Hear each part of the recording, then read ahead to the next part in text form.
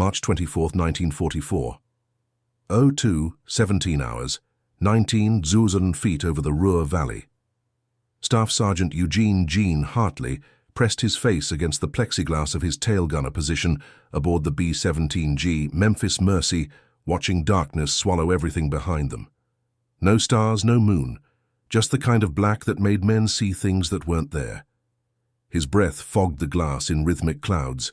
Outside temperature, minus 28 degrees Fahrenheit. Inside his leather gloves, his fingers had gone numb 40 minutes ago. The twin 50 caliber machine guns pointed uselessly into nothing. Somewhere in that nothing, German night fighters were hunting.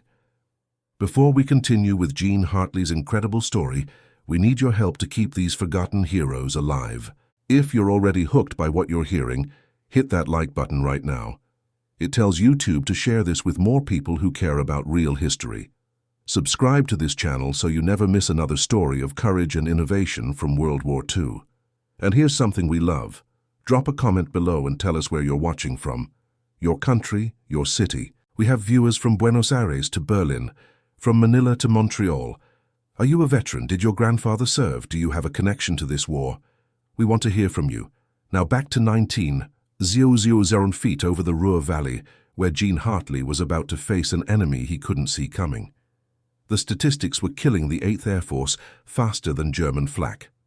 Between January and March 1944, 47% of B-17 bombers shot down during night raids were hit from directly behind, attacks the tail gunner never saw until tracer rounds were already tearing through aluminum skin. The tail gunner would be dead before his finger found the trigger. The crew would die seconds later, spinning through black sky in a burning coffin. Gene was 22 years old. 5'7", from a town called Mineral Wells, Texas, population 7801. Before the war, he'd worked at his father's barbershop, sweeping hair and learning to cut flat tops on farmers who sat still as statues. His hands were steady, his eyes were sharp. The Army Air Corps made him a tail gunner in August 1943. They didn't tell him about the blindness. Gene arrived at RAF Ridgewell in Essex County, England, on November 12, 1943. The 381st Bomb Group. He was assigned to the Memphis Mercy, a B-17G fresh from the Boeing plant in Seattle, still smelling of rivets and paint. The crew was good, solid. Pilot was Captain Robert McNally from Portland, Maine. Co-pilot was Lieutenant James Kwan from San Francisco. Bombardier, navigator, radio operator, ball turret gunner, waist gunners. 9 men who'd train together, fly together, maybe die together. The tail gunner position was the loneliest job in the war. You crawled back through the fuselage, past the waist guns, past the ball turret, into a plexiglass bubble barely big enough for a grown man. You sat on a bicycle seat, your knees pressed against metal, your back curved against the tail structure. The twin 50 cals pointed backward, covering the bomber's 6 o'clock. Your job was simple. See the enemy before he sees you. Kill him before he kills your crew. The problem was, you couldn't see him. At night, a German fighter could approach from below and behind, rising through the darkness at 280 miles per hour, invisible against the black earth below. The Messerschmitt Bf-110 and Junkers Ju-88 night fighters carried upward-firing cannons. Schräge Musik, the Germans called it, jazz music. The fighter would slide underneath the bomber, match its speed, aim upward, and fire 20mm cannon shells directly into the fuel tanks and bomb bay.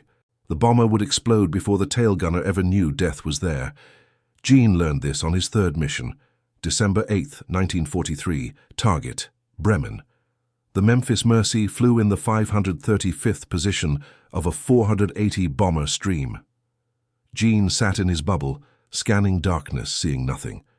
3 bombers ahead of them, he never learned their names, simply erupted in orange fireballs. No warning, no tracer fire. No engine trouble. Just there, then gone. Burning pieces tumbling through black sky like falling stars. The intercom crackled. Captain McNally's voice was steady, but Gene heard the edge underneath. Tail gunner, you see anything back there? Negative, sir, nothing. Keep looking. Gene kept looking at nothing. They lost 4 bombers that night from the 381st alone, 44 men. Gene knew one of them, Staff Sergeant William Billy Morrison, from Seattle, 23 years old. freckles across his nose, strawberry blonde hair, a laugh that sounded like a car engine trying to start. Billy was tail gunner on a B-17 called Dakota Dawn. He and Jean had met during training at Pueblo Army Air Base in Colorado. They'd become friends the way soldiers do, fast and deep. Because time was short, Billy talked constantly about opening a motorcycle repair shop after the war, Morrison's Motors. He'd already designed the logo on the back of a cigarette pack, a pair of wings wrapped around a wrench. Jean had promised to visit.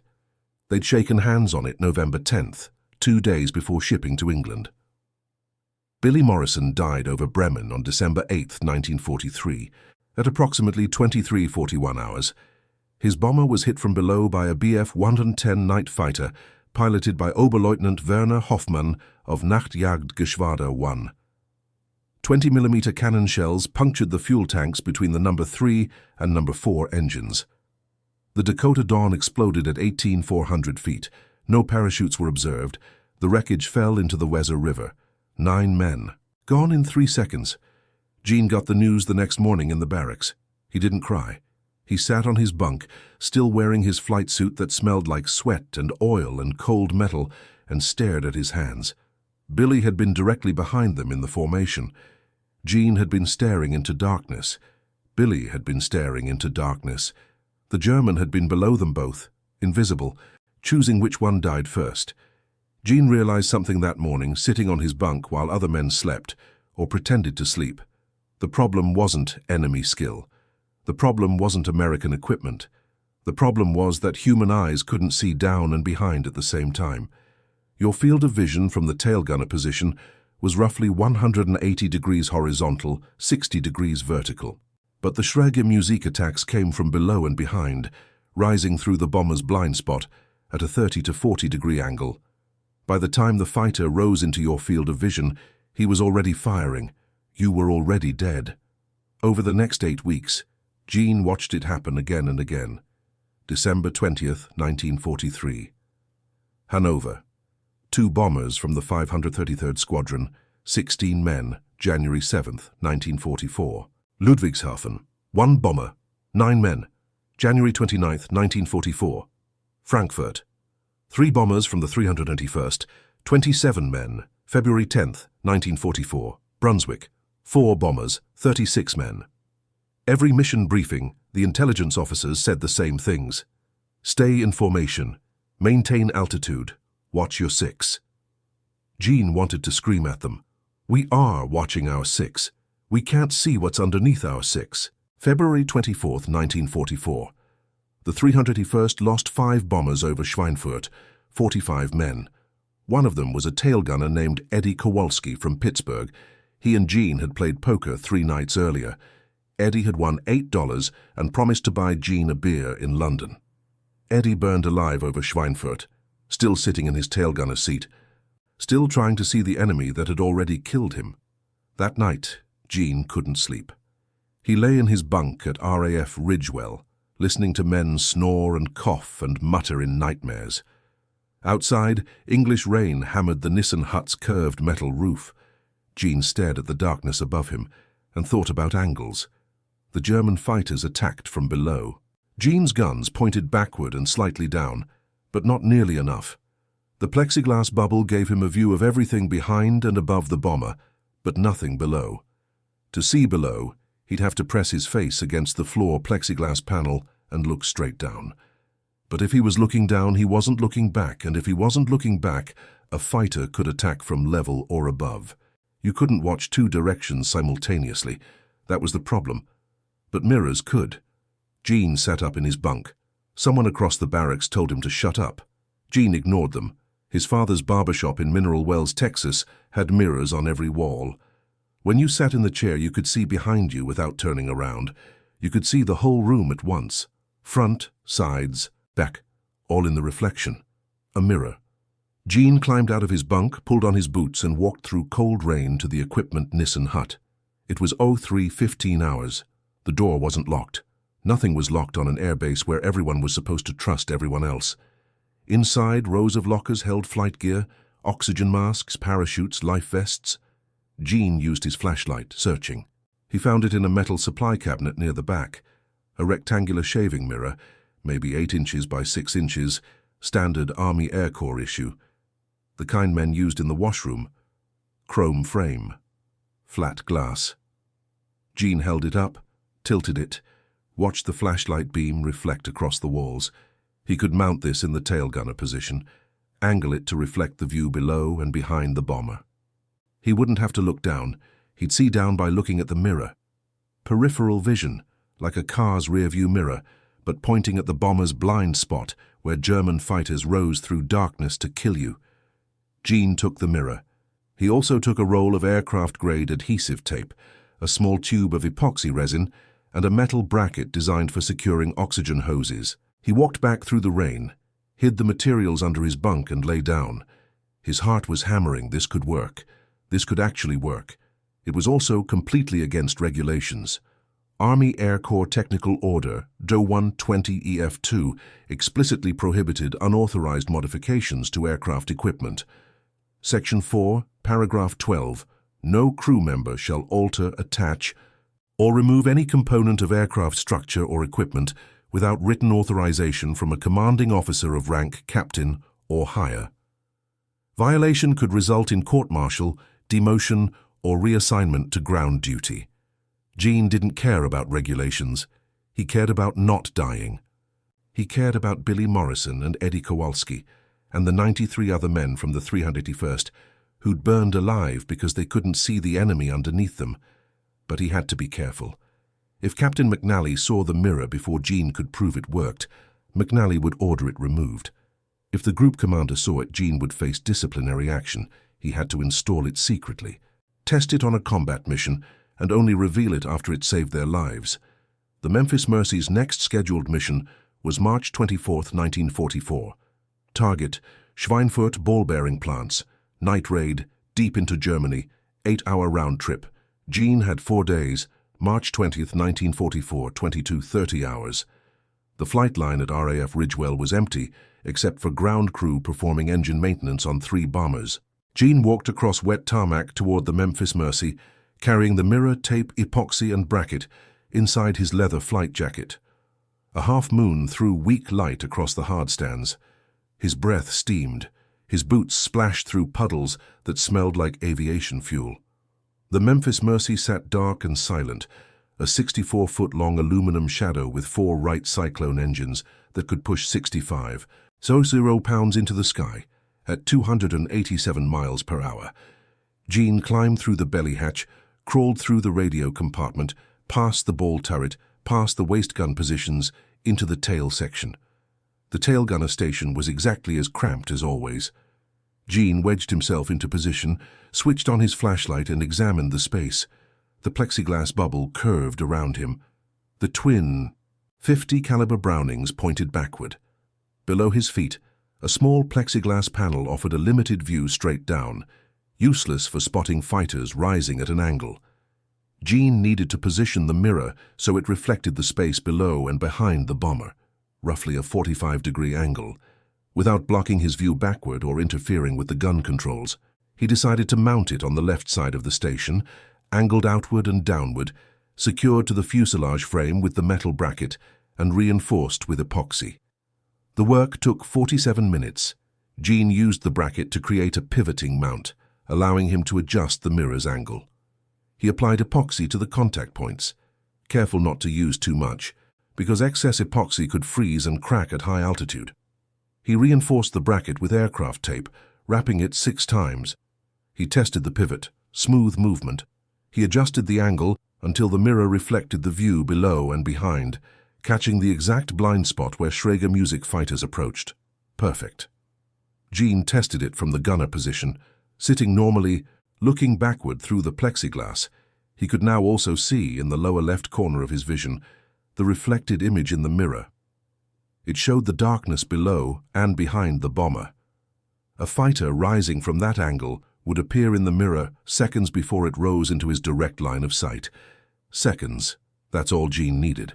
3 seconds of warning meant time to rotate the guns down. Time to fire first. Time to kill the enemy before he killed you.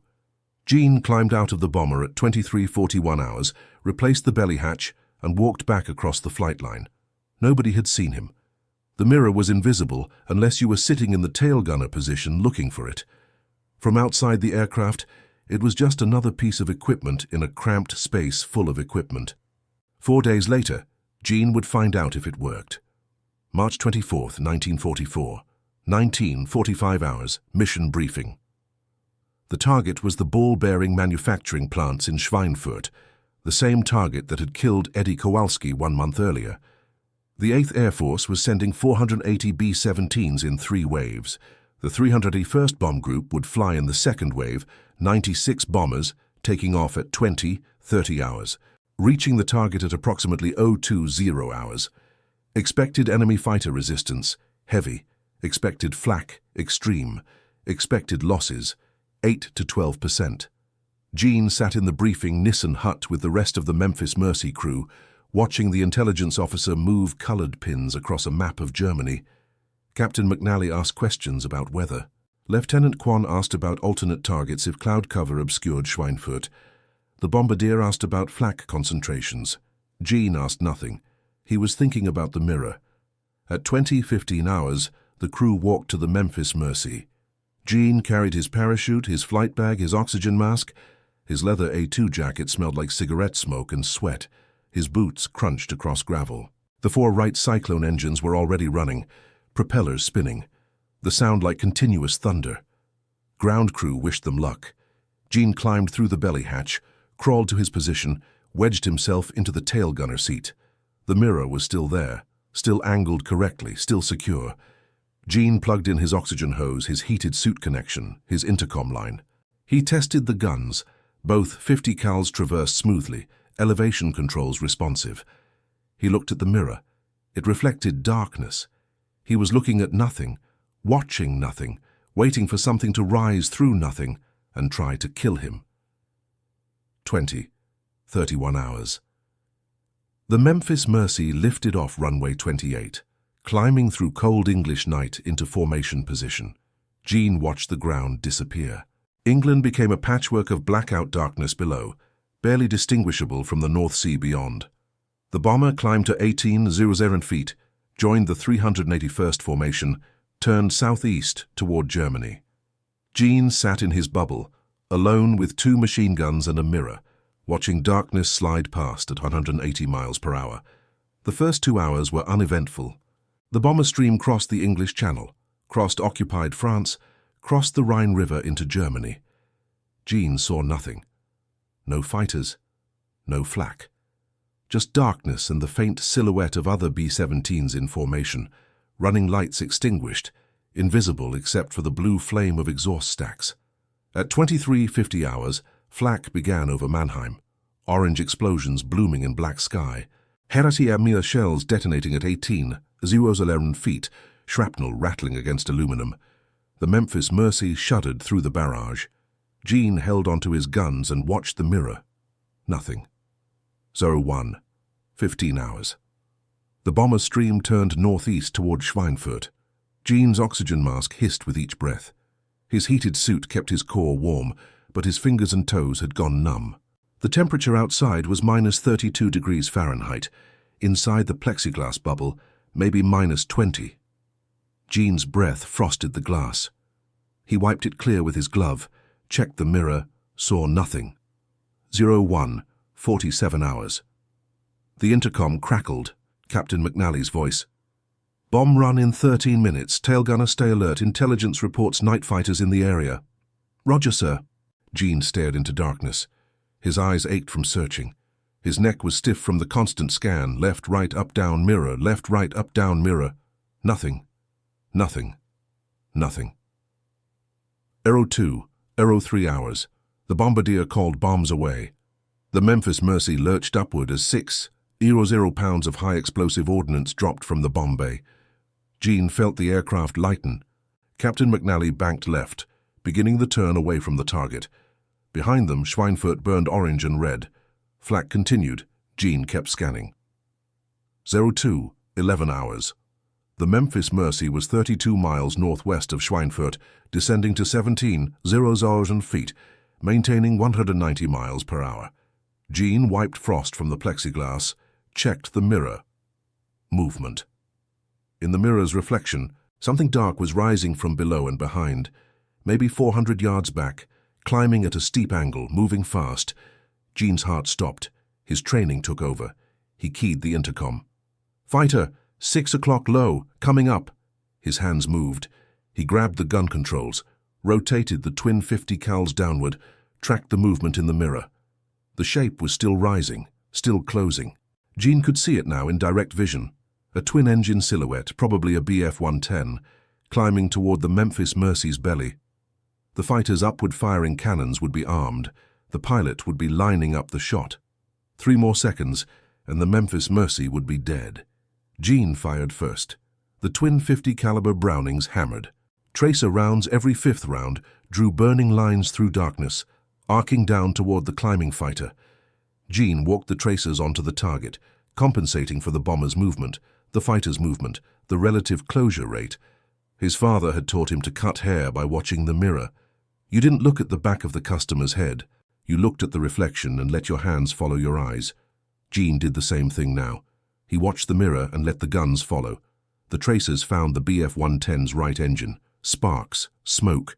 The fighter broke off the attack, rolling right, diving away. Gene kept firing, 3-second bursts, tracking the enemy as he fell through darkness. The fighter's right engine was burning now, orange flame streaming behind it. The BF-110 dropped below Gene's angle of fire and disappeared into darkness. Gene released the trigger. His hands were shaking. His breath came in gasps. The intercom exploded with voices. "Did you get him?" "Lieutenant Quan." "What was that?" "Waist gunner." "Gene, you okay back there?" "Captain McNally." Gene keyed the intercom. His voice was surprisingly steady. "Engaged 1 BF-110, 6 o'clock low. Possible kill," he broke off, burning. "How the hell did you see him?" Gene looked at the mirror. "I'll explain later, sir." But the night wasn't over. ARO 2, 26 hours. The Memphis Mercy was 60 miles northwest of Schweinfurt, still descending, still heading home. Gene continued scanning. Left, right, up, down, mirror. His adrenaline was fading, replaced by the shakes that come after combat. His hands wouldn't stop trembling. The mirror showed another shadow rising from below. "Fighter! 6 o'clock low!" Gene fired before the intercom finished transmitting. The 50 cals hammered. Tracers found the fighter, another BF-110, while it was still 300 yards back. The German pilot never got his shot off. The fighter rolled inverted and dove away, trailing smoke. O2, 44 hours. A third fighter. Gene saw it in the mirror, rotated the guns, fired. The fighter broke off. ZO3, ZO1 hours. A fourth fighter.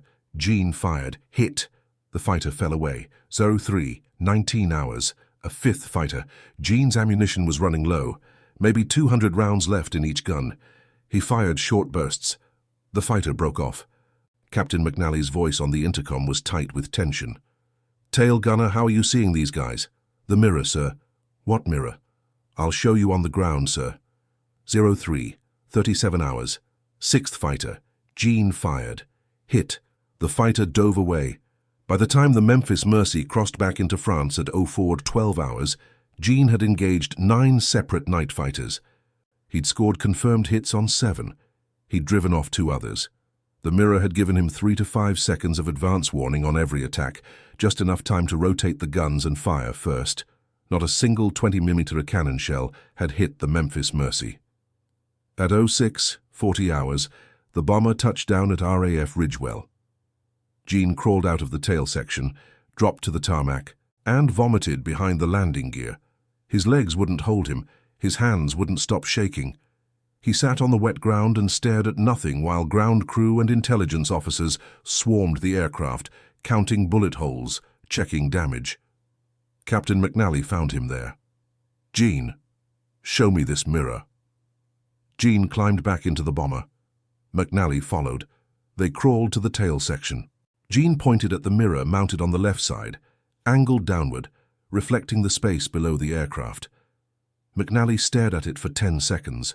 Then he looked at Gene. "You installed this yourself?" "Yes, sir." "When?" 4 days ago, sir. "Without authorization?" "Yes, sir." McNally nodded slowly. This is a violation of Technical Order ERA 1 20EF2. Yes, sir. It also saved our lives 9 times tonight. Yes, sir. McNally climbed out of the tail section. Jean followed. On the tarmac, McNally turned to face him. The sun was rising over Essex County, painting the sky orange and pink. Around them, bombers were landing, engines shutting down, crews stumbling out. "Jean," McNally said, "I want one of these in every bomber in the squadron." "Can you do that?" Jean blinked. "Sir, can you install this mirror in every B-17 in the 535th Squadron? That's 12 bombers, 12 tail gunner positions. I'll get you the materials, I'll get you the help. Can you do it?" Jean thought about Billy Morrison, Eddie Kowalski, 93 men from the 381st. He thought about the BF 1-10 rising through darkness, invisible until 3 seconds before it killed you. He thought about the mirror catching that movement, giving him time to fire first. "Yes, sir," Jean said. "I can do that." Over the next 11 days, Gene Hartley installed his mirror modification in 12 B-17G bombers of the 535th Bombardment Squadron. He worked during the day while crews flew missions. He worked at night while crews slept. He used shaving mirrors requisitioned from the base supply depot. Nobody asked why the 535th suddenly needed 48 mirrors. He used metal brackets, aircraft tape, epoxy resin. Each installation took 45 to 50 minutes. The tail gunners asked questions. Gene showed them how it worked. He explained the angles. He explained how to use peripheral vision to watch the mirror while maintaining your primary scan. Some of them got it immediately. Others were skeptical. Staff Sergeant Leo Brennan from the B-17 Iron Duchess was skeptical. "A mirror? Gene, what the hell is a mirror going to do?" "It'll let you see the fighter before he kills you," Gene said, "if you say so." April 4th, 1944. The 535th flew a night raid on Ludwigshafen. All 12 bombers with mirror modifications returned safely. Tail gunners reported engaging a total of 17 night fighters, 8 confirmed hits, 9 driven off. 0 successful Schrager music attacks against the 535th's bombers. The rest of the 301st Bomb Group lost 2 bombers that night, 18 men. Both bombers were hit from below by night fighters the tail gunners never saw. The mirror modifications worked. Word spread fast, not through official channels, through the men themselves. Tail gunners from other squadrons saw the mirrors during ground inspections. They asked questions. Gene explained, within 2 weeks, tail gunners were installing their own mirrors in bombers across the 381st Bomb Group. Ground crew helped. Armorers helped. Nobody asked for permission. They just did it. By May 1944, an estimated 80 to 90% of B-17 tail gunner positions in the 8th Air Force had some version of Gene's mirror modification. The designs varied. Some used shaving mirrors, some used polished aluminum panels, some used small convex mirrors salvaged from vehicles. But they all did the same thing: reflect the blind spot below and behind the bomber, giving tail gunners 3 to 5 seconds of advance warning when night fighters attacked from beneath. The statistics changed immediately.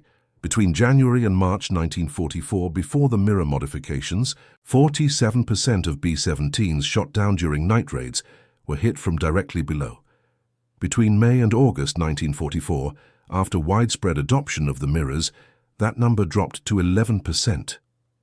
8th Air Force intelligence analysts estimated the mirrors prevented approximately 300–400 bomber losses between May 1944 and the end of the war. That's 700 to 600 lives saved by a piece of polished glass and a metal bracket. The Germans noticed. Luftwaffe intelligence reports from June 1944 referenced improved rear defensive awareness among American bomber crews. A captured Bf 110 pilot from Nachtjagdgeschwader 4 told interrogators that attacking B-17s from below had become selbstmörderisch, suicidal, because the tail gunner sees us now before we are in position. The German night fighter tactics adapted. They shifted to frontal attacks, beam attacks, anything but the Schrager music approach from below. But frontal and beam attacks exposed the fighters to fire from multiple gun positions: nose, dorsal turret, waist guns. The Germans' kill rate dropped. More night fighters were shot down. The advantage shifted, all because of a mirror. But Gene Hartley never received credit. Army Air Corps headquarters eventually learned about the unauthorized modifications spreading through the 8th Air Force. In July 1944, a technical inspection team visited RAF Ridgewell to investigate. They examined Gene's original mirror installation in the Memphis Mercy. They interviewed Captain McNally. They interviewed Gene. The inspection team's official report, dated July 28, 1944, concluded, while the reflective device demonstrates practical utility for enhanced situational awareness, it constitutes an unauthorized modification of aircraft equipment in violation of Technical Order 01-22EF2. However, given the operational benefits and widespread adoption, retroactive authorization is granted. Design standardization and official installation protocols are recommended. Notice what's missing from that report: Gene Hartley's name. The Army Air Corps Technical Division at Wright Field, Ohio, took Gene's design, standardized it, and issued Technical Order 01-20EF2, Amendment 17, dated October 3, 1944. The amendment officially authorized the installation of rear-view reflective devices in tailgunner positions. It specified dimensions, mounting requirements, materials. It credited the design to engineering staff, Wright Field Technical Division. Gene Hartley, Staff Sergeant, 381st Bomb Group, the man who actually invented it, appeared nowhere in the official documentation. He didn't complain. He kept flying. Between March 24, 1944 and April 20, 1945, Gene flew 63 combat missions aboard the Memphis Mercy. He was credited with 12 confirmed enemy aircraft destroyed, 7 probables. He was awarded the Distinguished Flying Cross, the Air Medal with 4 oak leaf clusters, and the European African Middle Eastern Campaign Medal with 3 Bronze Service Stars. The DFC citation mentioned his exceptional gunnery skills and courage under fire. It didn't mention the mirror. Gene Hartley returned to the United States on June 8, 1945. He was 23 years old. He'd survived 63 missions over Europe. He'd invented a device that saved thousands of lives. Nobody except his crew and his squadron knew it. He went back to Mineral Wells, Texas, population 7801. His father's barbershop was still there on Oak Street, still cutting hair, still smelling like talcum powder and wild root cream oil. Gene worked there for 42 years. He married a woman named Dorothy Sullivan in 1947. They had 3 children, 2 daughters and a son. He cut hair, swept floors, talked about high school football and local politics with farmers and shop owners who sat still as statues in the barber chair. He never talked about the war. Gene's son, Robert Hartley, would later tell historians, "Dad didn't like talking about it. If you asked, he'd change the subject. If you pushed, he'd leave the room. The only time I ever saw him talk about the war was in 1983, when some veterans group came to Mineral Wells looking for bomber crew members. They interviewed him for maybe 20 minutes. He told them about the mirror. They seemed interested. Nothing came of it. That interview disappeared into filing cabinets." Gene Hartley died on November 3, 1998, at the age of 76. Congestive heart failure. His obituary in the Mineral Wells Index appeared on page 7, between a church picnic announcement and an advertisement for tire sales. It mentioned he was a World War II veteran. It mentioned his barbershop. It mentioned his wife, his children, his 7 grandchildren. It didn't mention the mirror. It didn't mention the thousands of lives saved. 3 people attended the funeral besides his immediate family. In 2009, a military historian named Dr. Patricia Donovan was researching 8th Air Force night operations for a book on bomber defensive tactics. She found a reference in a July 1944 inspection report to an unauthorized reflective device invented by an unnamed enlisted man at RAF Ridgewell. She tracked down the 381st Bomb Group's records. She found Captain Robert McNally's after-action report from March 24, 1944. She found Gene's name. She called Dorothy Hartley in Mineral Wells. Dorothy was 84 years old. Gene had been dead for 11 years. Dorothy told Dr. Donovan about the mirror. She told her Gene had never talked about it. She told her Gene had never received credit. "He wasn't bitter," Dorothy said. Gene wasn't like that. He figured if it saved lives, that was enough. He didn't need a medal.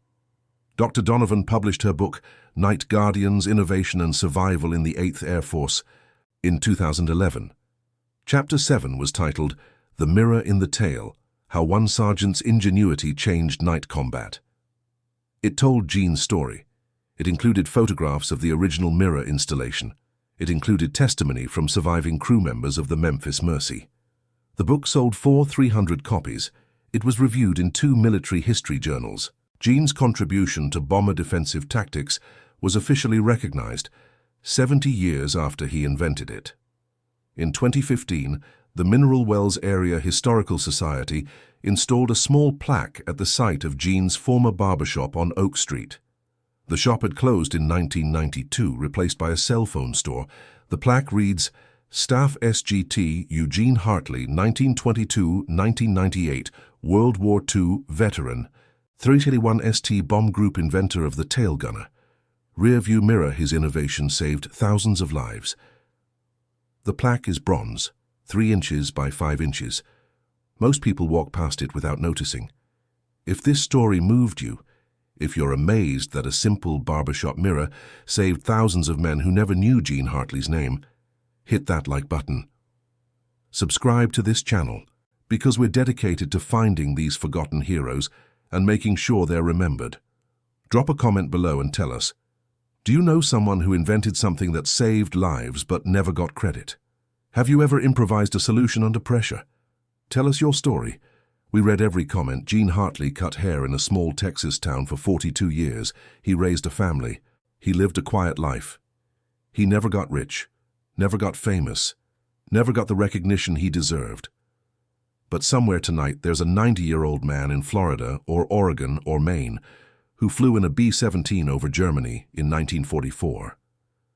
That man is alive because a 22-year-old tail gunner from Mineral Wells, Texas, stayed awake one night thinking about mirrors and angles and how to see the enemy before the enemy saw him. That's real innovation. That's real heroism. That's the kind of story that needs to be remembered. Thank you for watching. Thank you for caring about these men. Thank you for keeping their memory alive.